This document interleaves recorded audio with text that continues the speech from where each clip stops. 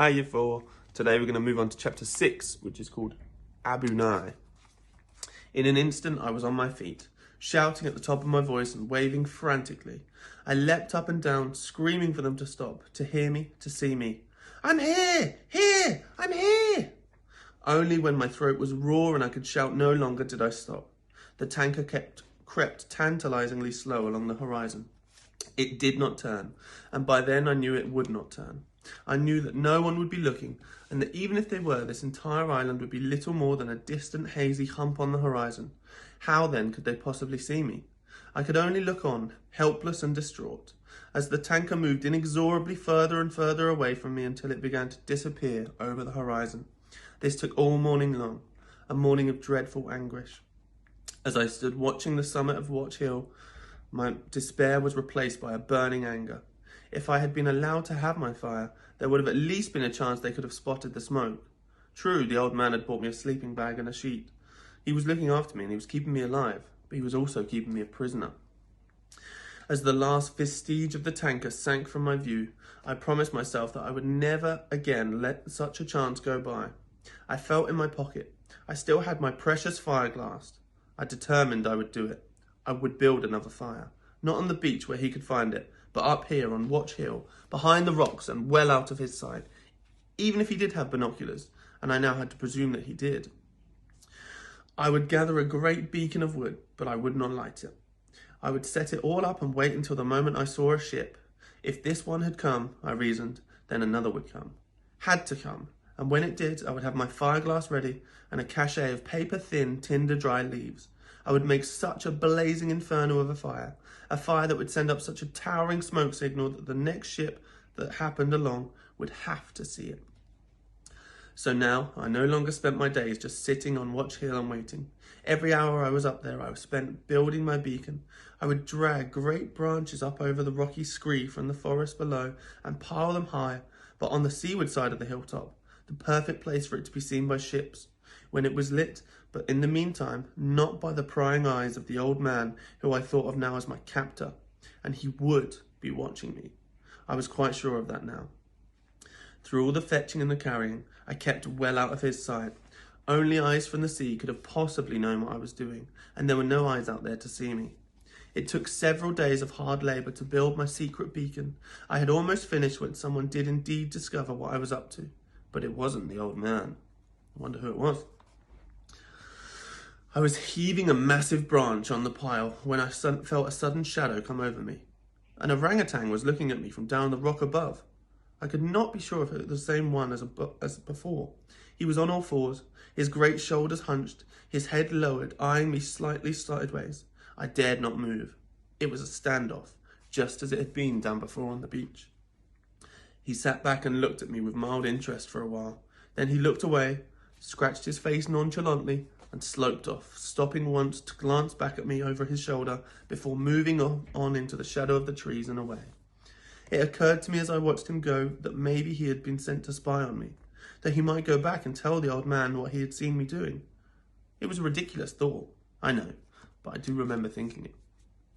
A storm broke over the island that night, such a fearsome storm, such a thunderous crashing of lightning overhead, such a din of rain and wind that sleep was quite impossible. Great waves roared in from the ocean, pounding the beach and shaking the ground beneath me. I spread out my sleeping mat at the very back of the cave.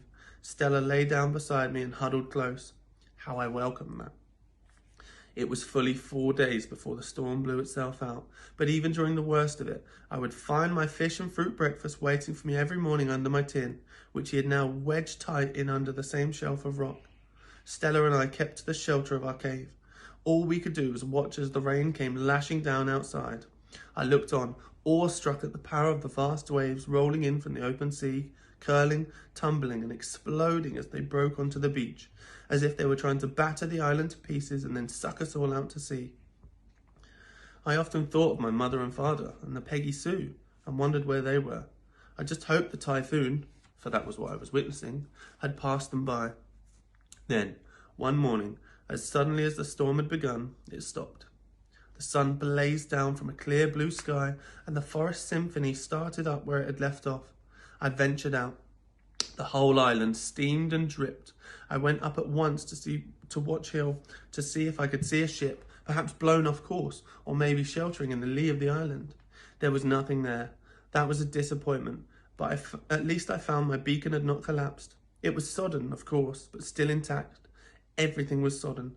There could be no fire now until it had dried out. The air was hot and heavy all that day. It was difficult to move at all, difficult to breathe. Stella could only lie and pant. The only place to cool off was the sea. So I spent most of that day lolling lazily into the water, throwing the occasional stick for Stella to keep her happy.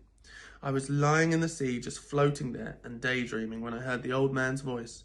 He was hurrying down the beach, yelling at us as he came down and waving his stick wildly in the air. "Yamaro! Bnai! Dangerous! Understand? No swim!" He did not seem to be angry at me, as he had been before, but he was clearly upset about something. I looked around me. The sea was still heaving, but gently now, breathing in and out of the last storm, the waves falling limp and exhausted on the beach.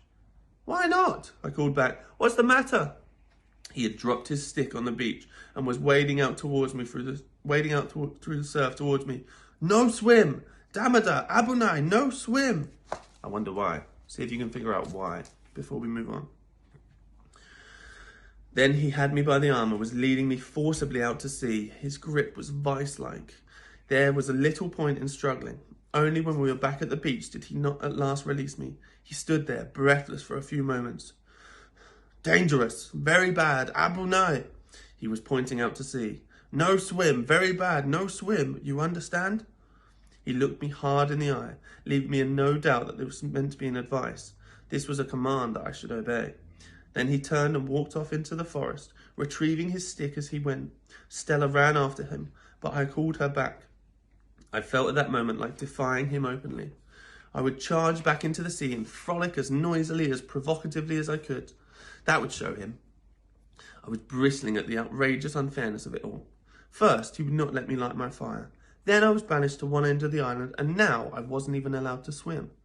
I wanted to call him every name I could think of, but I didn't. I didn't go swimming in the sea again either. I capitulated. I gave in because I had to.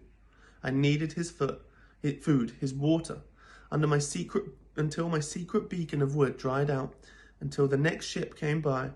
I would have to do as he said. I had no choice. I did make a man-sized sculpture of him, lying in the sand outside my cave, and I did jump up and down on him in my fury and frustration. It made me feel a little better, but not much. Until now, except for occasional gut-wrenching pangs of homesickness and loneliness, I had by and large managed to keep my spirits up. But not anymore. My beacon stayed obstinately damp. Every time I went up Watch Hill hoping to sight a ship, and every day the sea stretched away on all sides, empty. I felt more and more isolated, more and more wretched. In the end, I decided not to go up on Watch Hill anymore, that it was just not worth it. Instead, I stayed in my cave and curled on my sleeping mat for long hours during the day. I lay there drowning in misery, thinking of nothing but the hopelessness of it all, how I would never get off this island, how I would die here, how my mother and father would never have even known what happened to me. No one would, except the old man, the madman, my captor, my persecutor. The weather stayed heavy and humid. How I longed to plunge into the ocean, but I dared not. He'd be watching me for sure. With every day that passed, in spite of the fish and fruit and water he continued to bring me, I came to hate this old man more and more. Dejected and depressed I may have been, but I was angry too, and gradually this anger fueled me in a new determination to escape, and this determination revived my spirits. Once again, I went on my daily trek up Watch Hill. I began to collect a fresh cachet of dry leaves and twigs from the forest edge and squirreled them away in a deep cleft in the rock, so that I would always be sure they were dry when the time came. My beacon had dried out at last. I built it up higher and higher. When I had done all I could, I sat and waited for the time to come, as I knew it must. Day after day, week after week, I sat up on Watch Hill, my fire glass polished in my pocket, my beacon ready and waiting. As it turned out, when the time did come, I wasn't up on Watch Hill at all. One morning, with sleep still in my head, I emerged from my cave, and there it was, a boat. A boat with strange red-brown sails. I supposed it was some kind of Chinese junk. And not that far out to sea either. Excitement got the better of me. I ran, helter-skelter down the beach, shouting and screaming for all I was worth, but I could see that it was hopeless. The junk was not that far out to sea, but it was still too far for me to be seen or heard. I tried to calm myself, tried to think. The fire, light the fire. I ran all the way up Watch Hill without once stopping, Stella hard on my heels and barking. All around me the forest was cackling and screeching and whooping in protest at this sudden disturbance. I readied my dry leaves, took my fireglass and crouched down beside the beacon to light the fire. But I was trembling so much with excitement and exhaustion by now that I could not hold my hand still enough.